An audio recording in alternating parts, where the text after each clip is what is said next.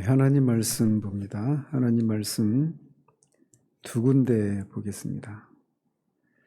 구약과 신약 두 군데 보는데 먼저 이사야서 64장 6절 한 절만 보겠습니다. 이사야서 64장 6절 한 절 같이 읽습니다. 무릇 우리는 다 부정한 자 같아서 우리의 의는 다 더러운 옷 같으며 우리는 다 잎사귀같이 시들므로 우리의 죄악이 바람같이 우리를 몰아가나이다. 아멘. 자, 신약으로 넘어와서 로마서 6장 1절에서 3절까지 같이 읽겠습니다. 로마서 6장 1절에서 3절까지 같이 읽습니다. 그런즉 우리가 무슨 말을 하리요? 은혜를 더하게 하려고 죄에 거하겠느냐? 그럴 수 없느니라. 죄에 대하여 죽은 우리가 어찌 그 가운데 더 살리요? 무릇 그리스도 예수와 합하여 세례를 받은 우리는 그의 죽으심과 합하여 세례를 받은 줄을 알지 못하느냐. 아멘.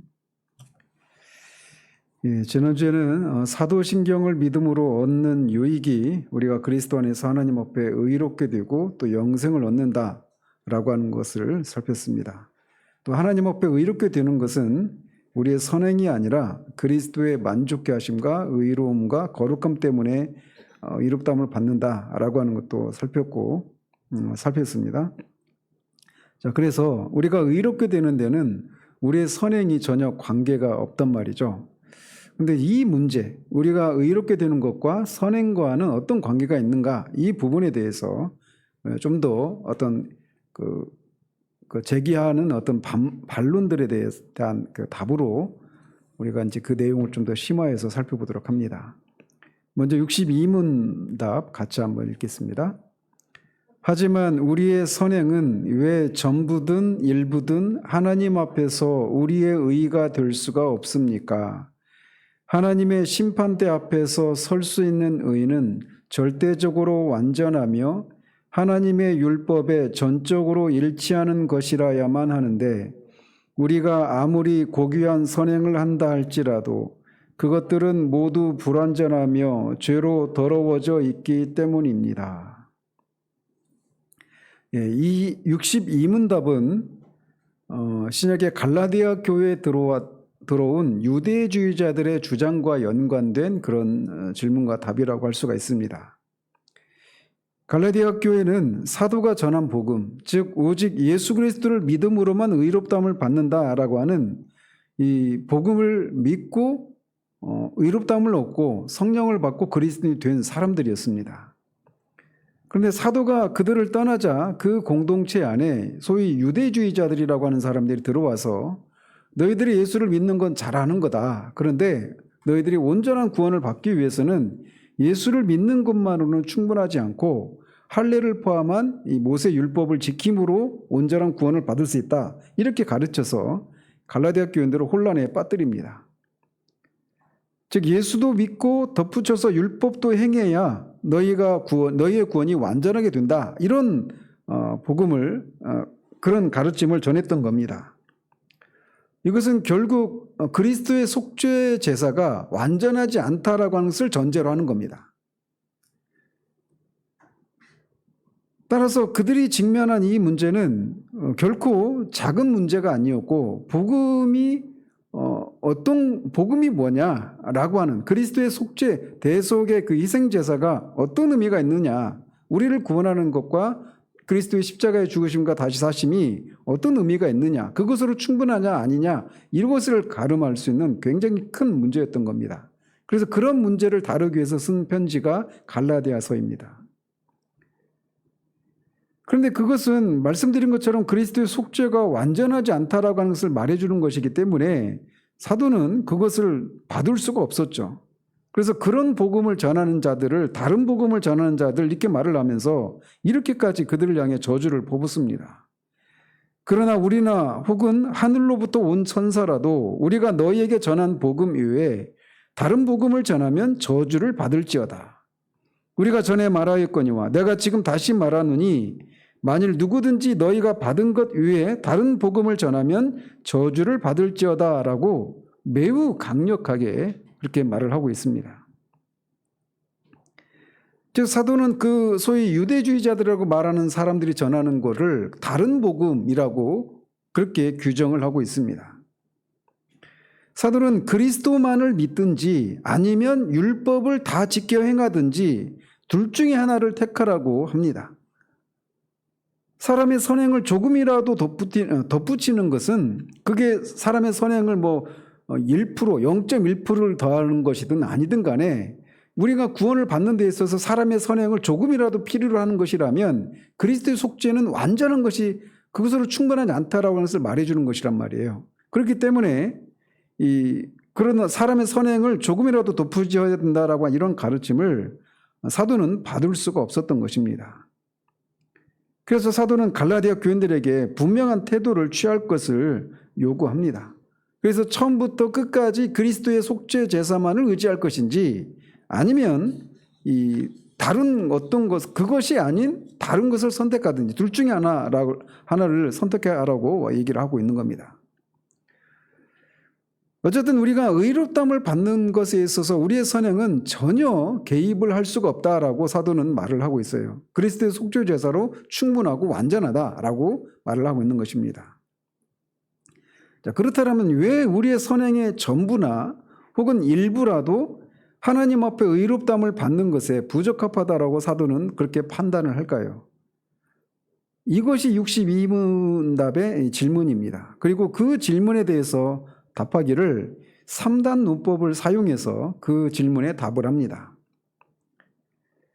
하나님의 판단 앞에 설 의는 반드시 완전 무결한 것이어야 하고 또 그 의는 모든 면에서 율법에 합치되어야 한다라고 하는 것이 첫 번째 논증이에요.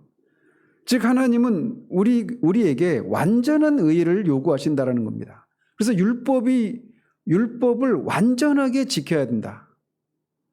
이걸 요구하고 있어요. 그런데 문제는 금생에서의 우리의 행위는 아무리 최상의 그런 선행이라 하더라도 불완전하고 죄로 얼룩져 있다. 이것이 두 번째 논증입니다.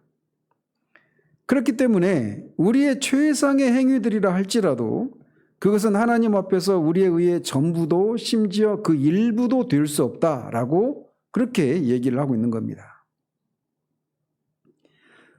그래서 첫 번째 논지에 대해 요리문답은 하나님의 심판대 앞에서 설 수 있는 의인은 절대적으로 완전하며 하나님의 율법에 전적으로 일치하는 것이라야만 한다. 이렇게 가르칩니다. 즉 다른 말로 말하면 하나님은 완전한 의를 요구하신다라는 거예요.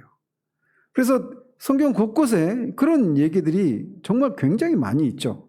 이를테면 레위기 18장 5절에 너희는 내 규례와 법도를 지키라. 사람이 이를 행하면 그로 말미암아 살리라. 나는 여호와이니라. 하나님의 규례인 율법을 지키면 산다라는 겁니다. 그래서 지키지 못하면 살 수 없다라는 거죠. 반대로 얘기하면. 또 신명기 27장 26절에 이 율법의 말씀을 실행하지 아니하는 자는 저주를 받을 것이라 할 것이요 모든 백성은 아멘할지니라 이렇게 말씀합니다. 율법의 말씀을 지켜야 산다라고 말씀하셨고 또 반대로 말씀드린 것처럼 그거를 실행하지 않으면 저주를 받을 것이다 라고 말씀하고 있어요. 마찬가지로 신약 성경도 이런 내용을 가르치고 있습니다. 이를테면 갈라디아서 3장 10절에 무릇 율법 행위에 속한 자들은 저주 아래에 있나니 기록된 바 누구든지 율법책에 기록된 대로 모든 일을 항상 행하지 아니하는 자는 저주 아래에 있는 자라 하였습니다. 율법 우리에게 요구하는 것은 항상 그 율법을 완전하게 지켜야 된다. 이렇게 얘기하고 있다는 것이죠. 그래서 야고보서도 누구든지 온 율법을 지키다가 그 하나를 범하면 모두 범한 자가 되나니 간음하지 말라 하신 이가 또한 살인하지 말라 하셨은즉 내가 비록 간음하지 아니하여도 살인하면 율법을 범한 자가 되느니라. 이렇게 말을 해서 신약이나 구약이나 율법을 완전하게 지켜라. 그러면 산다. 만약에 그걸 지키지 않는다라고 할 때도 항상 모든 것을 항상 지켜야 돼요. 완전히 지킬 것을 요구하고 있단 말이죠. 그 지키지 않으면 저주할 이 있다 이렇게 말씀하고 있습니다. 그렇다면 왜 하나님은 우리에게 이렇게 완전한 의를 요구하실까요? 그것은 하나님이 너무나 간단하죠, 답이. 하나님이 완전하신 분이시고 완전히 공의로우시고 거룩한 분이시기 때문에 하나님이 내신 그 율법을 모두 지켜야 된다라고 요구하고 계신 거예요. 그래서 그런 하나님과 관계를 맺으려면 완전해야 합니다. 그래서 창세기에서도 하나님께서 아브라함에게 99세 되었던 아브라함에게 나타나셨을 때 이렇게 말씀하십니다. 그에게 이르시되 나는 전능한 하나님이라 너는 내 앞에서 행하여 완전하라. 또 신명기 18장 13절에서도 너는 내 하나님 여호와 앞에서 완전하라 이렇게 요구하고 있어요. 완전하신 하나님 앞에 완전히 거룩하시고 완전히 공의로우신 하나님 앞에 우리가 서고 그 하나님과 관계를 맺으려면 우리 역시 완전해야 된다라고 말씀하고 있어요. 그 완전한 것은 율법을 완전히 지키는 것. 이것이 우리가 하나님 앞에 관계를 맺는 그런 문제라는 것이죠. 그래서 하나님이 이렇게 먼저 우리에게 하나님의 심판대 앞에 설리면 우리가 절대적으로 완전해야 된다. 율법이 요구하는 것에 완전히 부합해야 된다. 이렇게 요구하고 있어요. 하나님이 그런 분이시기 때문에. 근데 문제는 우리가 하나님의 요구인 이 율법을 완전하게 지킬 수 없다라고 하는 것이 두 번째 논증입니다. 그래서 우리가 아무리 고귀한 선행을 한다 할지라도 그것들은 모두 불완전하며 죄로 더러워져 있기 때문입니다. 라고 말하고 있습니다.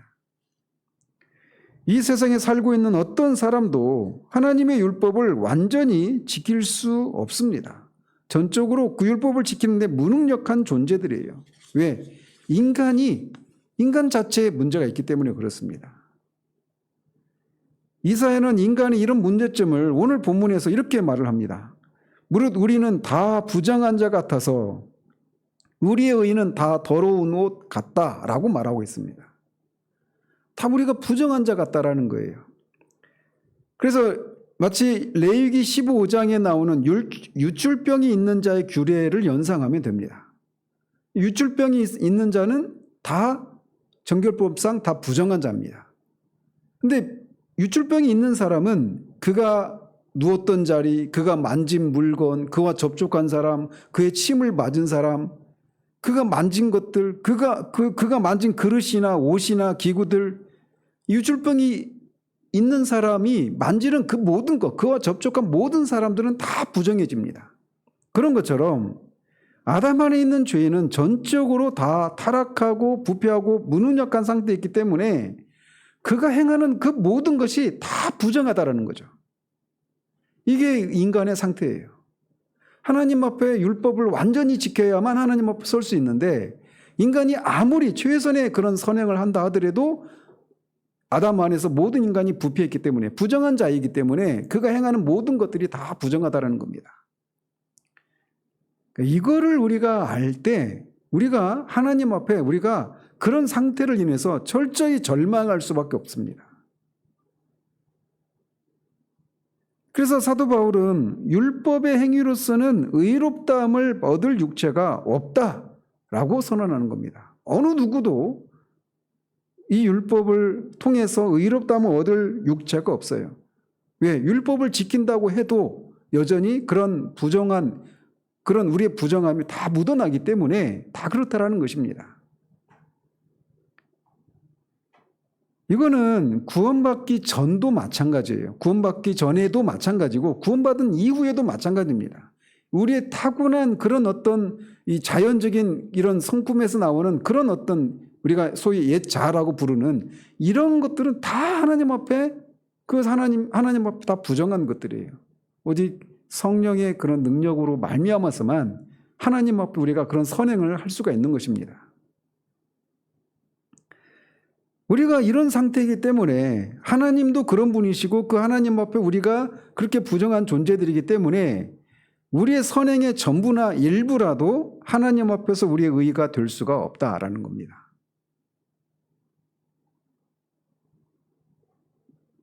따라서 우리가 십자가의 그늘로 피하기 전에는 우리의 그림자와 같은 이 부정함과 부패함을 떨칠 수가 없어요. 이어서 또 이런 질문을 또 제기할 수가 있습니다. 성경에 분명히 우리가 하나님 앞에 순종하고 하나님을 기쁘시게 해드리고자 하는 이런저런 선행을 할 경우에 하나님이 거기에 대해서 상급을 주신다고 하지 않았느냐. 그 선행과 선행에 대해서 상급을 주신다라고 분명히 말씀하고 있는데 그것이 그 선행이 우리의 공로가 되는 건 아니냐 이런 질문을 할 수 있다는 겁니다. 그것을 이제 63문답에서 다루고 있어요. 같이 한번 보겠습니다. 하나님께서 이 세상과 미래의 세상에서 선행에 대해 상을 주실 텐데 그래도 우리의 선행이 아무 공로가 없습니까? 이 상급은 공로에 속하는 것이 아니라 은혜에 속하는 것입니다. 이 질문은 우리의 행위와 공로의 근거에서 하나님 앞에 의롭다 하심을 받는다고 믿는 교황주의자들의 편에서 그들이 제기할 수 있는 그 질문에 대해서 답을 하고 있는 그런 문답이라고 할 수가 있습니다. 그들의 논리는 이런 거예요. 자, 상급을 주신다고 했어요. 상급을 준다라는 얘기는 뭘 전제로 하느냐면 공로를 전제하고 있는 겁니다. 공로가 있으니까 거기에 대해서 상급을 주잖아요. 일반적으로도 그냥 아무런 공로가 없는데 상을 줄 수가 없잖아요. 어떤 공로가 있으니까 그것에 대해서 상급을 준다라는 것이죠. 논리적으로 틀린 논리는 아니죠. 그죠? 따라서 상급이 있다면 반드시 공로가 있기 마련이다. 왜냐하면 이 둘은 서로 상급과 공로라고 하는 것은 서로 밀접한 관계를 맺고 있기 때문이라는 겁니다. 따라서 그들은 영생을 선행에 대한 상급으로 제시하고 있는 거예요. 그렇기 때문에 선행의 공로가 바로 영생이다라는 거죠. 이 교황주의자들의 논리는. 우리가 이 선행이라고 하는 것에 대해서 우리가 분명히 할 필요가 있습니다. 인간이 타락한 후에도 이 세상에는 일반 은총으로 상대적인 선행이 가능한 상태입니다. 만약에 이런 일반 은총이 없다면 이 세상은 완전히 그냥 지옥이 되어버리겠죠. 이 세상 자체가. 그래서 인간이 타락해서 전적으로 부패했지만 하나님께서 선물해 주신 이 일반 은총 덕분에 아직은 인간이 사탄적인 존재로는 되지 않았어요. 그래서 우리가 전적으로 타락했다라고 말할 때 이 의미를 우리가 일반적인 선행을 할 수 없는 그런 상태가 되었다라고 하는 것을 말하지 않아요. 하나님이 인정하시는 그런 선을 행할 수 없다 이런 상태를 말하는 것이지 일반적인 선행을 할 수 없는 그런 상태까지, 즉 지옥에서 우리가 완전히 그렇게 최고조로 그 타락의 정도가 최고조로 달할 정도까지 그렇게 일반적인 선행도 할 수 없는 이런 상태를 말하는 게 아닙니다. 따라서 이런 일반 은총 덕분에 자연인들도 거듭나지 않은 사람들도 어느 정도 선행을 행할 수가 있습니다. 그런데 이런 선행은 성령의 특별한 은총에서 비롯된 선행이 아니라고 하는 점에서 중생한 신자가 성령의 능력으로 선을 행하는 것과는 구별되는 선행입니다. 문제는 이렇게 일반 은총에서 비롯된 이런 선행이 하나님께도 합당하느냐라는 겁니다. 구제를 하고 어려운 사람들 도와주고 똑같은 말인가? 어쨌든 그런 어떤 나름의 그런 선행을 하는 것이 이 사회를 살만한 곳으로 만들고 다른 사람한테 유익을 끼치는 이런 어떤 순기능이 있단 말이죠. 근데 이런 선행이 하나님께도 합당하냐라는 겁니다. 일반적인 자연 종교나 이 교황주의자들은 중생하지 못한 인간이 구원을 얻을 수 있는 선행을 할 수 있다라고 믿습니다. 그런데 하나님은 이런 선행을 전혀 인정하시지 않는다라고 하는 것이 문제예요. 이방 종교는 예수를 믿지 않는 상태에서 그리스도 안으로 들어오기 위해, 즉 다른 말로 구원을 받기 위해서 거듭나지 않은 사람의 힘을 통한 선행으로 그 목적을 달성하려고 합니다. 그래서 기독교를 제외한 모든 종교는 한마디로 얘기하면 자신의 힘으로 구원을 받고자 하는 거예요. 그래서 자력 구원이라고 말을 하죠. 기독교는 타력 구원입니다.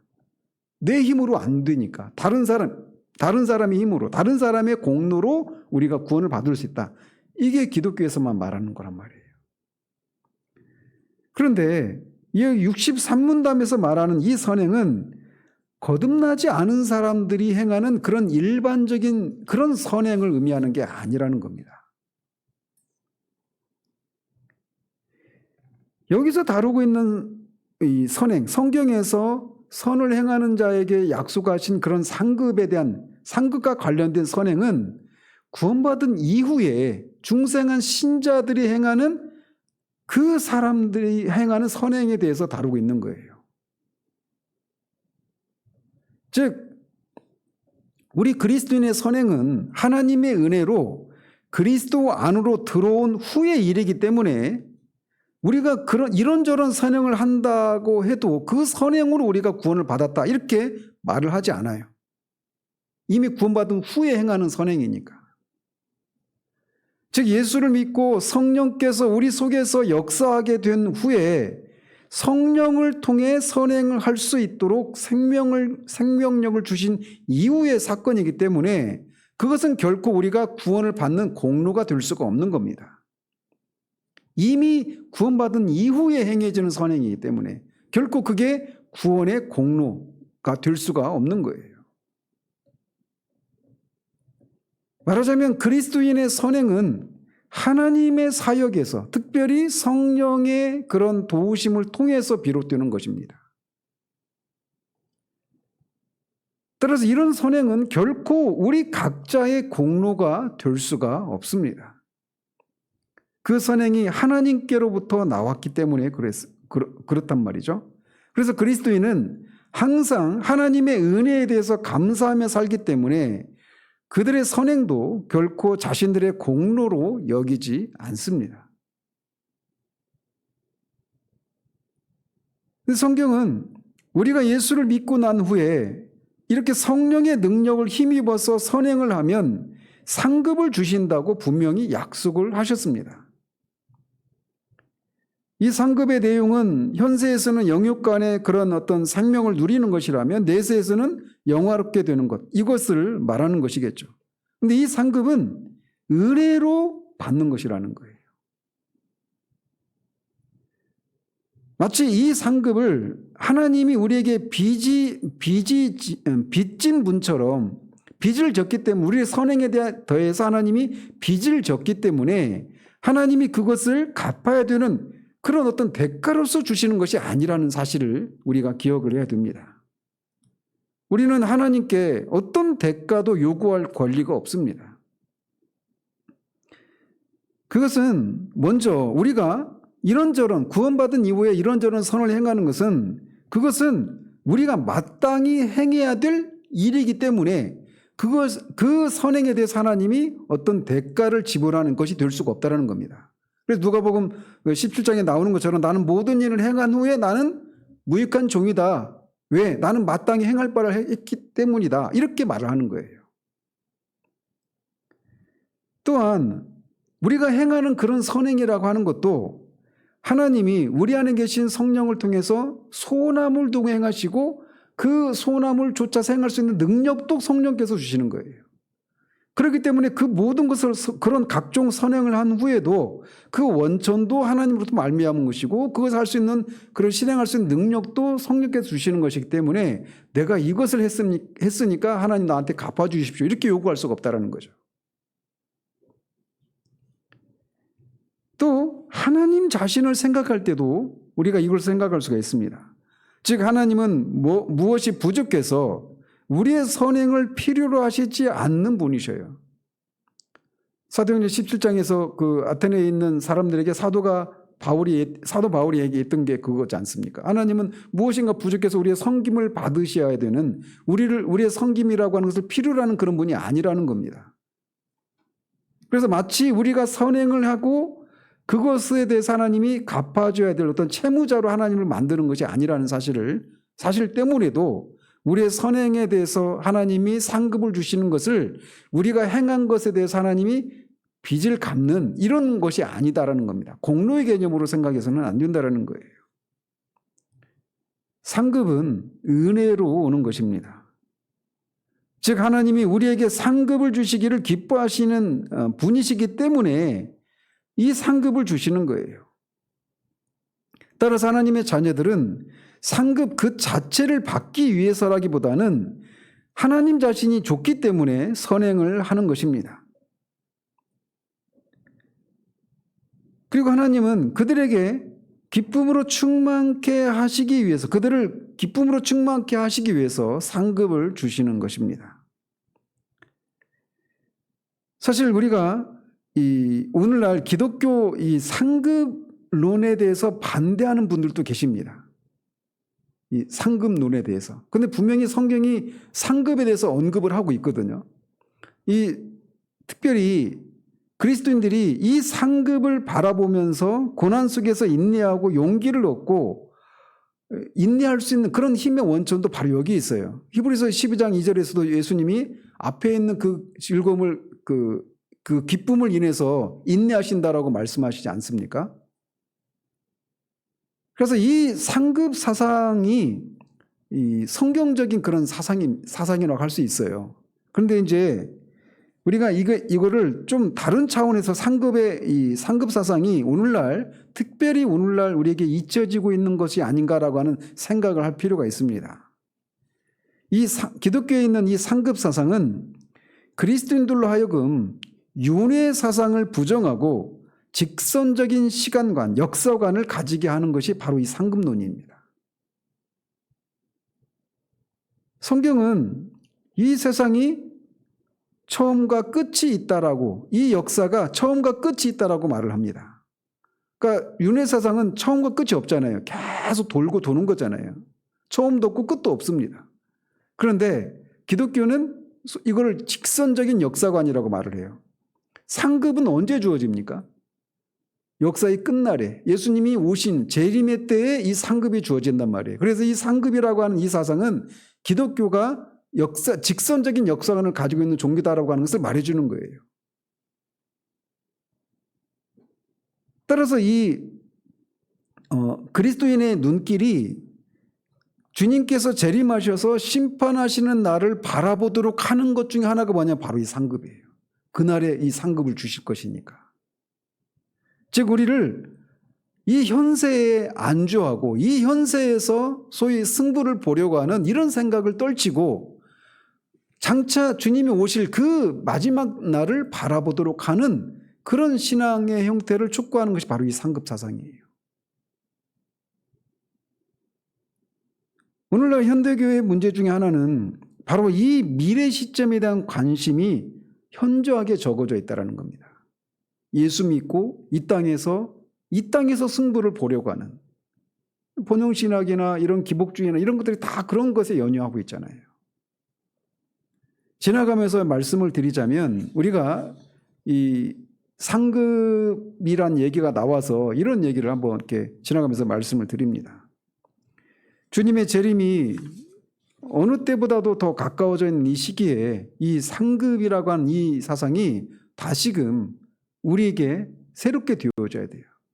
이것이 주님이 반드시 오셔서 세상을 심판하실 날이 올 것이다라고 하는 생각하면서 그날을 생각하면서 오늘의 삶 가운데 우리가 주님께 충성하고 인내할 수 있는 이런 생각을 우리가 가져야 되는데 그런 생각을 가지게 하는 것 중에 하나 뭐냐면 이 상급이라는 거예요.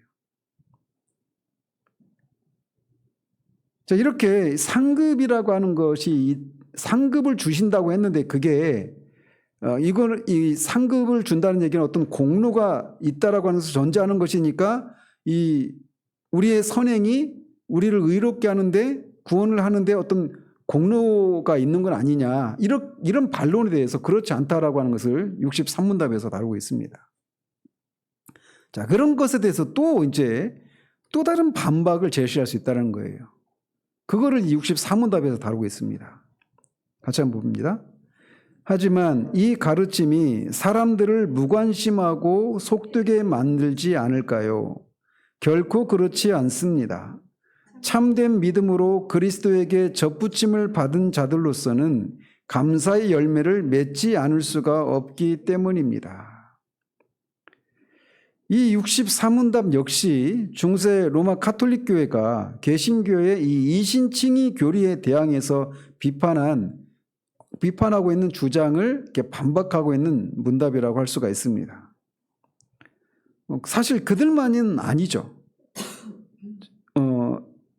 이들의 주장은 뭐냐면 오직 믿음으로 우리의 어떤 선행이나 이런 우리의 공로가 아니라 전적으로 오직 예수 그리스도를 믿음으로만 구원을 얻는다라면 사람들이 선행을 하려고 노력하지도 않고 더욱이 자기 마음대로 육신의 정욕대로 살지 않겠느냐, 이게 이 사람들이 가지고 있는 질문이었어요. 자, 그들의 우려가 일리가 있습니까, 없습니까? 일견 보면 그렇죠. 오늘날의 현실을 보면 이런 우려가 그냥 기우만은 아니다라고 하는 생각을 하게 만들어요. 그런데 이렇게 질문하는 것은 결국 이신칭의 교리를 바르게 이해하지 못했기 때문에 그렇습니다. 오늘날은 이신칭의 교리를 한국교회에서 이신칭의 교리 때문에 사람들이 성화를 이루는 그런 제자도의 삶을 살지 못하게 만드는 원인 중에 하나가 바로 이신칭의 교리 때문이다, 이렇게 진단을 하고 이것을 이신칭의 교리에 대해서 전통적인 그런 이신칭의 교리를 거부하고 새로운 그런 칭의 교리를 주장하는 사람들이 여기저기 나오고 있습니다. 대표적인 우리나라에서 배출된 김세윤 박사라고 하는 분도 그런 것 중에 하나입니다. 그분은 그런 용어를 쓰지 않았지만 그분의 칭의론을 내용을 들어보면 유보된 칭의론 이렇게 말을 합니다. 그렇게 붙입니다. 그러니까 칭의는 언제 우리가 의롭다고 칭함을 받습니까? 우리가 예수 그리스도를 믿을 때 그 즉각적으로 우리가 의롭게 되는 거예요. 그런데 유보된 칭의라고 하는 그 용어를 보면 어떤 개념인지 아시겠죠? 칭의가 유보된다라는 겁니다. 언제까지? 주님이 오실 때까지, 그 심판대 앞에서 우리가 그때 완전한 칭의를 이룬다라는 거예요. 그러니까 사람들에게 어떻게 생각되겠습니까? 내가 아직 구원받지 못했으니까 어때요? 내 삶에 구원받은 자로서의 그런 삶을 살아가는데 막 경각심을 가지고 열심을 내겠죠. 이런 주장 역시 이 신칭의 교리를 오해하고 있는 데에서 비롯된 거예요. 그래서 오늘날 성화의 삶이 없는 것, 제자도의 삶이 없는 것이 이 신칭의 교리를 바르게 전하지 못해서 그런 것이지 그 교리 자체 때문에 그런 현상이 벌어진 것은 아니다라고 하는 것을 우리가 기억할 필요가 있습니다. 자, 63문답은 그래서 이신칭의를 전제로 하고 있는 가르침이다라고 할 수가 있습니다. 그래서 만일 믿음으로 의로워지고 행위의 의가 전혀 인정되지 않는다면 사람들이 이렇게 생각할 수 있다는 거예요. 즉 이제 구원받은 것은 따놓은 당상이니까 애써 선을 행할 필요도 없고 그냥 내가 하고 싶은 대로 살아도 상관이 없겠네, 이렇게 생각할 수 있다는 것이죠. 그래서 그런 생각을 가지게 만드는 건 아니냐. 그래서 사람들이 무관심하고 속된 그런 사람들로 만드는 가르침이지 않느냐, 이렇게 반박을 하는 거예요. 거듭 말씀드리지만 이런 질문을 하는 사람들은 이신칭의론이 무엇인지를 모르는 사람들이고 대부분 그들은 아직 구원을 받지 못한 사람일 가능성이 굉장히 많습니다. 정말 그 사람이 예수 그리스도를 믿어서 의롭다함을 받은 그런 사람이라면 그리스도인들은 그들이 우려하는 것처럼 그렇게 살지 않습니다. 로마서 3장 7절 8절에 사도 바울은 이렇게 말을 합니다. 그러나 나의 거짓말로 하나님의 참되심이 더 풍성하여 그의 영광이 되었다면 어찌 내가 죄인처럼 심판을 받으리요? 또는 그러면 선을 이루기 위하여 악을 행하자 하지 않겠느냐? 어떤 이들이 이렇게 비방하여 우리가 이런 말을 한다고 하니 그들은 정죄받는 것이 마땅하니라. 즉 이 63문답에서 제시하고 있는 이런 질문, 이신칭의 교리를 가르치면 사람들이 결국은 이 게으르고 태만하고 속된 사람들로 만들지 않겠느냐? 이런 질문을 하는 사람들이 이 당시에만 있었던 것이 아니라는 거죠. 바울에게도 사람들이 그렇게 반박을 하는 사람들이 있었어요. 선을 이루기 위해서 악을 행하자 이렇게 가르치고 있다라고 말을 한다는 것이죠. 그런데 사도는 그런즉 우리가 믿음으로 말미암아 율법을 파기하느냐? 그럴 수 없느니라. 도리어 율법을 굳게 세우느니라 라고 말을 합니다. 믿음으로 의롭다함을 받는 것이 우리로 하여금 방종한 삶을 살도록 우리를 그렇게 조장하는 것이 아니라는 것이죠. 오히려 율법을 굳게 세운다라는 거예요. 그러면서 오늘 읽은 이 본문에서 이런 얘기를 하는 겁니다. 로마서 6장 1절에서 3절까지 같이 한번 읽죠. 그런즉 우리가 무슨 말을 하리요? 은혜를 더하게 하려고 죄에 거하겠느냐? 그럴 수 없느니라. 죄에 대하여 죽은 우리가 어찌 그 가운데 더 살리요? 무릇 그리스도 예수와 합하여 세례를 받은 우리는 그의 죽으심과 합하여 세례를 받은 줄을 알지 못하느냐? 즉 사도는 여기서 이 6장에서는 성령에 대한 얘기가 아직 나오지 않지만 여기서는 언급하고 있지 않지만 이 이신칭의 교리를 가르치면 사람들로 하여금 그렇게 방종한 무율법주의 또는 방임주의 이렇게도 말을 할 수 있습니다. 그런 삶을 살도록 그렇게 종용하는 것 아니냐 이런 것에 대해서 사도가 제시하고 있는 첫 번째 교리는 뭐냐면 그리스도와의 연합의 교리를 가르치고 있는 겁니다. 그리스도인은 예수 그리스도와 연합을 이룬 사람이에요. 믿음으로 말미암아 그리스도와 연합이 된 사람들이 바로 그리스도인이라는 겁니다. 그래서 그리스도에게 일어난 일이 바로 신자들에게도 일어났다라고 말하고 있는 거예요. 그리스도가 십자가에서 죽으셨을 때 그 십자가의 죽으심은 죄에 대한 죽음이었다는 것이죠. 그런데 그리스도가 십자가에 죽을 때 신자도 그와 함께 연합해서 죽었다는 거예요. 그래서 죄에 대해서 죽은 사람이 어떻게 죄 가운데 거할 수 있느냐 이렇게 얘기를 하고 있는 거예요. 뿐만 아니라 그렇게 그리스도와 연합해서 죄에 대해서 죽었을 뿐만 아니라 또 어떤 일이 일어납니까? 그리스도와 연합해서 같이 살죠. 그러니까 하나님을 향해서 살아요. 산다고 할 때. 하나님을 향해서 살아납니다. 이전에는 죄에 대해서 죽었다면 이제는 그리스도가 부활할 때 그와 합해서 하나님을 향해 살아나는 겁니다. 그렇게 될 때 그 사람은 옛날 사람이 아니에요. 그는 이제 완전히 새로운 피조물이다. 고린도후서 5장 17절에 말하고 있는 것처럼 새로운 피조물입니다. 그 사람에게 어떤 일이 일어나느냐면 그래서 누구든지 예수를 믿고 하나님의 자녀가 되면 그 순간부터 그 마음에 새로운 생명이 움트고 자라나서 하나님을 위해서 의롭게 살 수 있는 힘을 얻게 됩니다. 그래서 그 소극적인 측면에서 말하자면 이 이신칭의 복음이 우리로 하여금 계속 죄 가운데 거하도록 그렇게 조장하는 것이다. 이것을 말할 수 없는 것은 우리가 예수를 믿는다라고 하는 것은 그것이 의미하는 것이 우리가 예수와 합해서 죄에 대해서 죽는 것을 의미하기 때문에 정말 그 사람이 예수를 믿었다라면 그 사람은 죄에 대해서 죽은 사람이기 때문에 더 이상 죄 가운데 거할 수가 없다라고 말하고 있는 거예요. 첫 번째 원리가. 그래서 갈라디아서 5장 24절에서도 그리스도 예수의 사람들은 육체와 함께 그 정욕과 탐심을 십자가에 못 박았다라고 말을 합니다. 또 요한일서 3장 9절에서도 하나님께로부터 난 자마다 죄를 짓지 아니하나니 라고 말합니다. 왜? 이는 하나님의 씨가 그의 속에 거함이요 그도 범죄하지 못하는 것은 하나님께로부터 났음이라 라고 말하고 있습니다.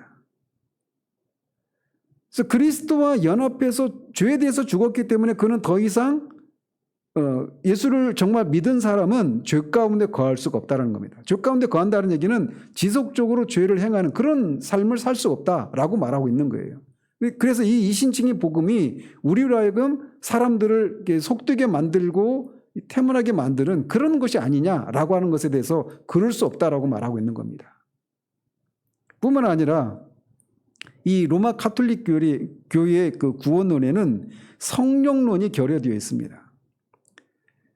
그리스도는 이렇게 그리스도와 접붙임이 되면 어떤 일이 일어나느냐면 그리스도로부터 생명이 흘러들어오기 시작합니다. 다른 말로 말하자면 예수의 영, 즉 성령과 생명 그리고 그의 거룩함에 참여하는 것을 의미하는 거예요. 그 결과 거듭난 사람들, 이 그리스도와 연합해서 그 그리스도를 믿고 그리스도와 연합해서 이렇게 신자가 된 하나님의 자녀가 된 신자들은 그 안에 새로운 본성이 생겨나라는 것이죠.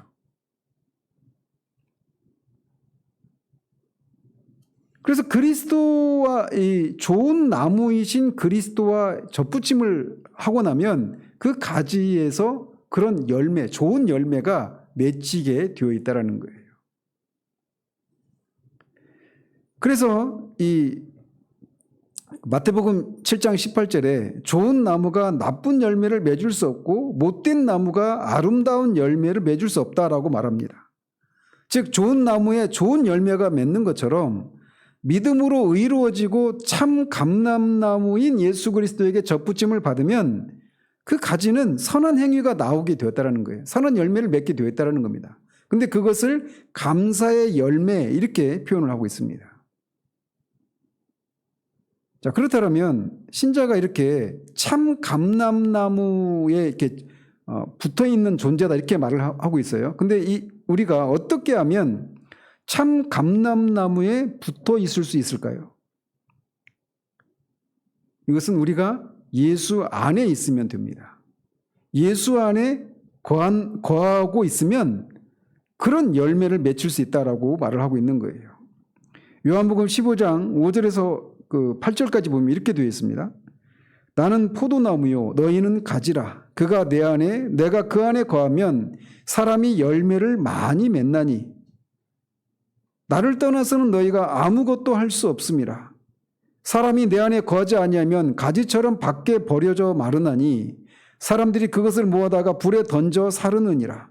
너희가 내 안에 거하고 내 말이 너희 안에 거하면 무엇이든지 원하는 대로 구하라.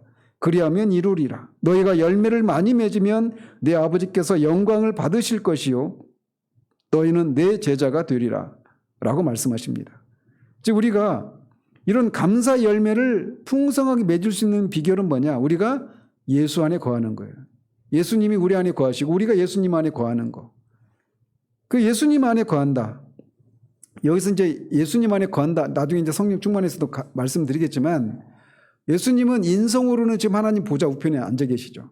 그런데 영으로는 성령을 통해 우리 안에 거하십니다. 예수님이 우리 안에 거하신다는 얘기는 성부와 성자는 뗄 수가 없는 분이셔요. 그래서 성령님이 모든 신자들 안에 성령님이 내주에 계시잖아요. 성령님이 계신다는 얘기는 결국은 누구도 계신다는 거예요. 성자 예수 그리스도 우리 안에 거하신다는 얘기고 또 성자 예수 그리스도와 성부 하나님이 뗄 수가 없는 분이시기 때문에 삼위일체 하나님이 성령을 통해 우리 안에 거하신다. 이렇게도 말할 수가 있는 거예요. 그래서 우리가 예수 그리스도를 믿는다라고 말할 때 그 믿으면 의롭게 되는데 그 의롭게 된다라고 하는 것은 우리가 죄 용서를 받고 하나님 앞에 죄를 짓지 않은 사람으로 받아줄 뿐만 아니라 우리가 영생의 상속자가 되는 것이라고 말을 했잖아요.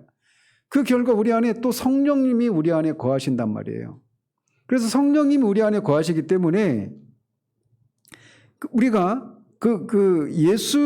이 요한복음 15장을 중심으로 그 표현을 가지고 얘기하자면 우리가 예수 안에 거하면 이렇게 많은 열매를 맺을 수가 있어요. 선행의 열매를. 우리를 속된 사람으로 또는 태만한 사람으로 만드는 것이 아니라 오히려 그런 열매를 맺게 한단 말이죠. 예수님 안에 거한다라고 하는 것은 우리가 매사를 하나님 중심적으로 생각하고 하나님과 늘 교제를 나누는 그런 삶을 의미합니다. 이걸 또 다른 표현으로 하자면 어떻게 또 표현할 수 있느냐면 우리가 성령의 소욕에 늘 순종하며 사는 거예요. 이게 뭡니까? 이런 상태가. 이게 바로 성령의 충만함을 받은 상태예요. 성령께서 우리를 지배하시는 겁니다. 성령의 그런 요구에 그런 인도하심이 우리가 순종하는 삶을 살 때 자연스럽게 이런 열매를 맺을 수가 있는 것입니다. 그런데 그렇기 때문에 그리스도인은 이 땅에서 그리스도가 사셨던 삶을 살아낼 수 있는 사람들인 거예요. 이론적으로. 그리고 실제로 그런 삶을 살아내기도 합니다. 그게 정도와 어떤 풍성함의 차이가 있지만 그리스도인은 분명히 이런 삶을 살 수 있는 사람들이에요. 그런데 그럼에도 불구하고 이런 삶을 살고도 이거를 왜 감사의 열매라고 표현할까요? 그 원천, 그렇게 살고자 하는 소망을 주시는 분도 하나님이시고 그렇게 살 수 있는 힘도 주시는 분이 하나님이시기 때문에 그렇게 살고 나서 어떤 열매를 맺히고 났으면 우리가 순종함으로 열매를 맺었지만 누가복음 17장에서 말하고 있는 것처럼 나는 마땅히 행할 바를 하고 그리고 나서 나는 무익한 종이다 이렇게 말을 하면서 그 모든 공로가 하나님의 성령께서 주시는 것이기 때문에 하나님께 감사로서 이렇게 드리는 그런 열매들이기 때문에 감사 열매라고 이렇게 표현을 하는 것입니다. 그렇기 때문에 이신층의 이 교리는 우리를 방임주의로 무율법주의로 그렇게 흘러가도록 하는 가르침이 아니라는 겁니다. 우리가 이 이신층의 복음을 제대로 이해하면 오히려 그것이 우리 안에 말할 수 없는 하나님을 향한 감사한 마음이 정말 솟구쳐 오르게 되어 있습니다. 그렇지 않습니까? 불경건한 자를, 의롭지 않은 자를, 불의한 자를, 일하지 않은 자를 하나님이 의롭다 하시는 것이니까 내 안에 여전히 악한 본성이 남아있는데 지난주에도 말씀드린 것처럼 우리 안에 양심이 끊임없이 그렇게 우리를 송사하지 않습니까? 넌 율법을 지키지 않았다. 율법을 지킬 수도 없다. 여전히 네 안에 그런 악한 본성이 있다라고 하는 이 양심의 송사가 있음에도 불구하고 그리스도께서 그것에 대해서 변호해 주시잖아요. 네가 율법을 지키지 않은 것에 대해 네가 받아야 될 죄값을 다 치렀다. 내가 지켜야 될 그 율법을 내가 다 지켰다. 이렇게 변호해 주신다고 하지 않습니까? 여전히 우리 안에 그게 있는데도. 바로 그것을 우리가 안다라면 우리 안에는 말할 수 없이 하나님을 향한 감사함이 당연히 솟구쳐 오르게 되어 있기 때문에 우리가 선행을 행하지 않는 그런 게으르고 태만하고 무율법주의적인 그런 삶을 살도록 조장하는 것이 아니다라고 말할 수 있다는 거예요. 이렇게 해서 이신층이 복음이라고 하는 것이 결코 그 이신칭의와 선행이라고 하는 것이 바로 이런 의미가 있다. 그 선행이 우리를 의롭다라고 만들지는 않는다라는 거예요. 그것이 결코 우리가 의롭다함을 받는데 공로가 될 수가 없다. 그럼에도 불구하고 이것이 우리에게 의롭다함을 진정으로 받은 사람이라면 그의 본성, 그가 그리스도와 연합해서 십자가에 죽었고 그리스도와 연합해서 그리스도에게서 오는 그런 생명을 우리가 성령을 받음으로 말미암아 그렇게 우리를 구원해 주신 하나님을 위해서 그리스도를 위해서 살 수 있는 그런 선행을 행할 수 있는 능력이 있고 그런 본성이 있기 때문에 이런 삶을 살 수 있다는 겁니다. 그래서 이 선행은 의롭다함을 받는 것의 공로나 또는 전제 조건이 아니라 오히려 결과인 것이죠. 그리고 그것을 통해서 우리가 예수 그리스도를 믿는다라고 하는 것이 진짜인가 아닌가는 그것을 통해서 드러나는 것입니다. 그것을 설명하고 있는 우리의 믿음이 진짜인가 아닌가를 행위를 통해서 알 수 있다라고 말하고 있는 성경이 어떤 성경입니까? 이게 야고보서라잖아요. 야고보서. 그리고 로마서는 우리가 믿음으로 의롭다함을 받는 것을 말해주고 있는 것이고 야고보서에서는 우리 그 믿음이 진짜인가는 선행을 통해서 알 수 있다. 이걸 말해주고 있는 것이 야고보서예요. 그래서 로마서와 이 야고보서는 서로 반대되는 것이 아니라 그걸 보완하고 있는 그런 성경이라고 할 수가 있는 것이죠. 어쨌든 오늘은 이 선행과 칭의의 관계에 대해서 살펴보았습니다. 우리 안에서 다시금 우리가 구원을 받은 것이 오직 하나님의 은혜로 되어진 것이라고 하는 사실들을 기억하고 이 하나님의 은혜에 대한 감사와 또 우리를 구원해 주신 하나님을 향한 그런 충성된 마음에서 이런 선행과 열심이 우리 가운데 다시금 새롭게 되어지기를 바랍니다. 기도하겠습니다. 하나님 아버지, 오직 예수 그리스도를 믿음으로만 의롭다함을 받는다라고 하는 이 진리에 대해서 이 중세 로마 가톨릭 교도들이나 또는 지금도 여전히 이 선행을 우리의 칭의의 전제 조건으로 생각하고 있는 사람들이 있을 수 있음을 염두에 두고 작성된 이 문답을 우리가 살펴보았습니다. 선행은 우리가 의롭다함을 받는 것의 전제 조건이 공로가 될 수 없음을 우리가 이 시간 다시금 살핍니다. 그것은 하나님이 완전하시고 완전히 공의롭고 거룩한 분이시기 때문에 우리가 완전한 의를 요구하시는데 우리는 다 부패해서 우리가 행하는 그 모든 최상의 선행도 다 부정한 것이기 때문에 그 우리가 하나님 앞에 완전한 의를 제시할 수가 없는 것이라고 하는 것도 우리가 살펴보았습니다.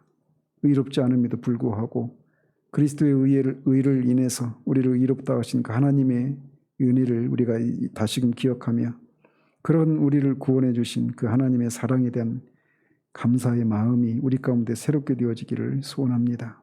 그 감사로 예수 그리스도를 믿음으로 말미암아 우리가 의롭게 되었다라고 하는 것 안에는 그리스도와 연합을 우리가 이루어서 죄에 대해서 죽었을 뿐만 아니라 그리스도로부터 생명과 성령을 그렇게 받아서 그렇게 선행을 행할 수 있다라고 하는 것도 우리가 기억하며 예수 그리스도를 믿음으로 말미암은 이 진리가 우리로 하여금 주님을 위한 그런 선행을 행하는 것에 열심을 내는 대로 이어갈 수 있도록 우리를 붙들어 주시기를 원합니다. 예수 그리스도 이름으로 기도합니다. 아멘.